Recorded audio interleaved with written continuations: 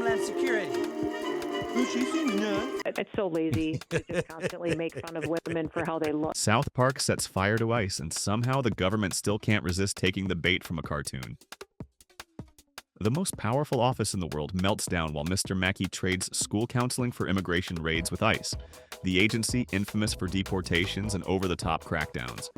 And Kristi Noem, her tough reputation got shredded faster than her approval ratings. But we could use more men like you in the position on this side. Whoa! What the fuck? So, South Park just dropped season 27, episode 2, and let me tell you, this one went straight for the jugular. The setup is classic South Park chaos. Mr. Perfect Mackey, the poor school counselor who's been dealing with those kids since the Clinton era, suddenly finds himself unemployed because of budget cuts.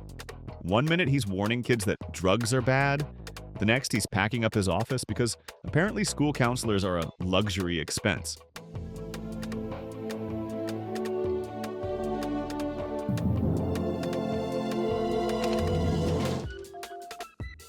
Now Mackey's broke, desperate, and looking for work. And where does he land? ICE. Because apparently, when society leaves you in the dust, there's always one government agency desperate enough to take you in. And South Park just skewers ICE like never before. The recruitment video they play for Mackey isn't just funny, it's basically a parody of every late-night infomercial you've ever seen.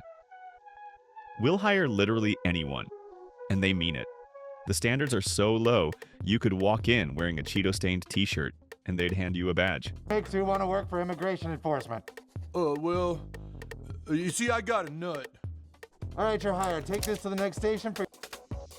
Once Mackey joins up, though, the humor gets darker. South Park shows ICE raids like they're a Disneyland attraction. Officers giving instructions like ride operators. Keep your hands inside the vehicle while detaining brown people. It's horrifying and hilarious at the same time, and that's where South Park nails it. They make you laugh, and then you realize you're laughing at something that's actually terrifying in real life. That balance is what makes the show bite so hard.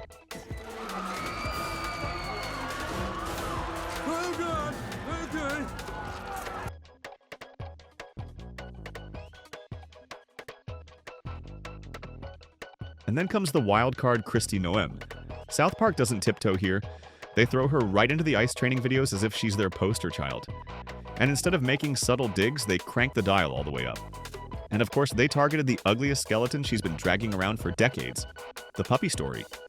The one she bizarrely thought would make her look tough and fearless. She wrote about shooting her dog in her memoir like it was some kind of badge of honor, as if killing your own puppy is the kind of character-building anecdote America wanted. Noem was in on the joke. She and ICE used the show as a recruitment push on social media, but it was fun until it wasn't. Who does that? And South Park didn't even need to exaggerate. They animated it almost word for word. A cartoon Kristi Noem delivering a lecture to recruits about how real leadership means sometimes putting a bullet in your puppy's head. It's horrifying, but it's also absurdly funny in the dark South Park way. Welcome to the team, recruits. I'm Kristi Noem, head of Homeland Security. She seems nuts. Okay, very pretty. A few years ago, I had to put my puppy down by shooting it in the face. Because sometimes doing what's important means doing what's hard. Whoa! Now we'll ask the... But South Park wasn't finished. The dog angle was devastating enough, but then they layered in the visuals. They animated her face melting like a wax statue under hot lights. It was grotesque and hilarious at the same time. And Kristi's reaction made it 10 times worse. She called it sexist. She said it was petty. She claimed they couldn't touch her record, so they attacked her looks instead. But here's the problem. Once you start yelling about a cartoon being unfair, you've already lost the argument. Nobody takes you seriously when you're complaining about being bullied by 4 animated kids. The internet doesn't rally to your defense. They laugh harder. You. Because detaining and questioning people is never easy. Oh, God! And that's where the tough governor brand crumbled. If you really are as rugged and unshakable as you claim, you shrug it off. Instead, Kristi looked rattled, defensive, and brittle. The kind of politician who can face down Democrats in Congress, but collapses when Trey Parker and Matt Stone, the creators, draw her melting face. That's not toughness. That's fragility with cowboy boots on. It's so lazy to just constantly make fun of women for how they look. If they wanted to criticize my job, go ahead and do that, but clearly they can't. They just pick something petty like that. And this is why satire is kryptonite for political strongmen. They rely on fear, respect, and authority. But once people start laughing, the aura collapses. Humor shatters it instantly. History shows this.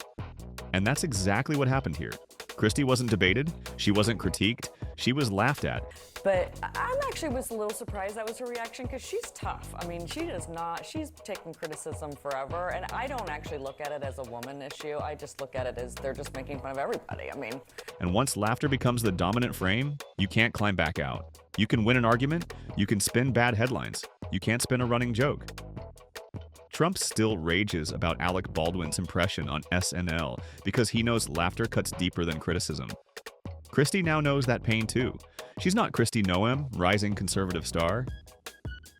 She's Kristi Noem, the melting cartoon governor who shoots dogs, and that's what triggered her the most, the mockery. Out of all the things they sort of accused her of in the way that they're running ICE, she actually picked up on how they depicted her physically, sort of showing her face melting and all this stuff. And that's where she was like, come on, give me a break. And if you think South Park's reach stops at individual politicians, just look at ICE.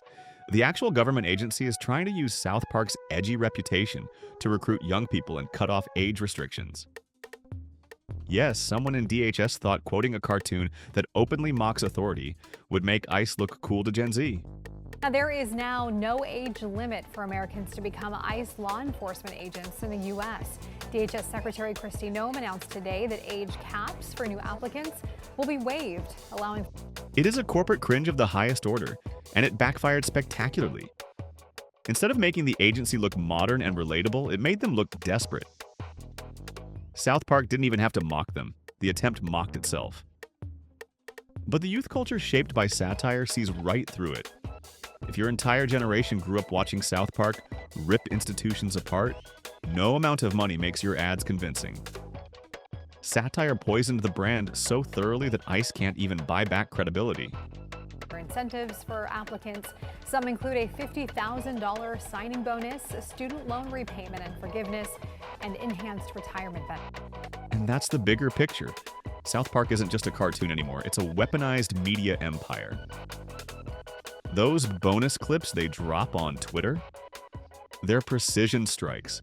They're designed to dominate conversation, spread like wildfire, and funnel outrage into viewership.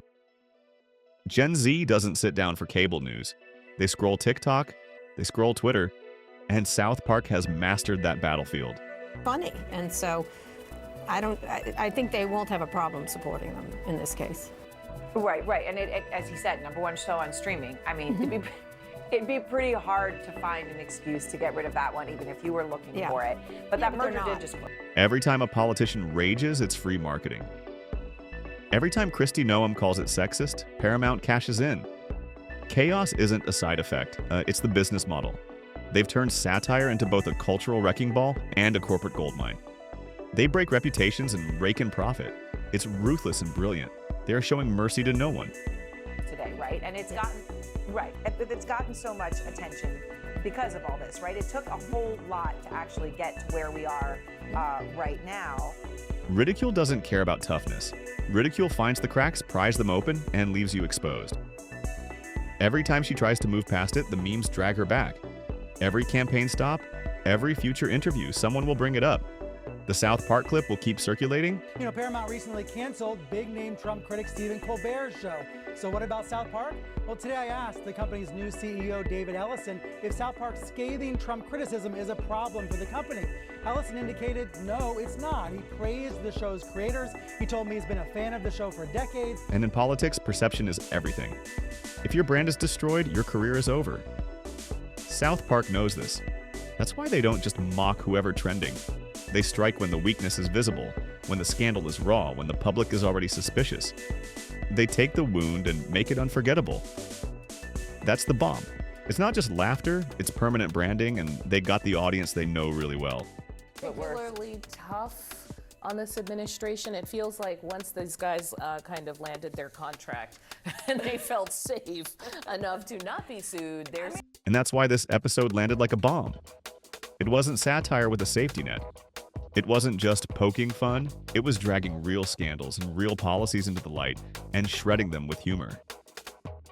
And when the White House can't stop reacting to a cartoon, that says more about US politics than any cable news monologue ever could. South Park doesn't just sting, it draws blood. And in season 27, episode 2, they prove they've still got plenty of bite left.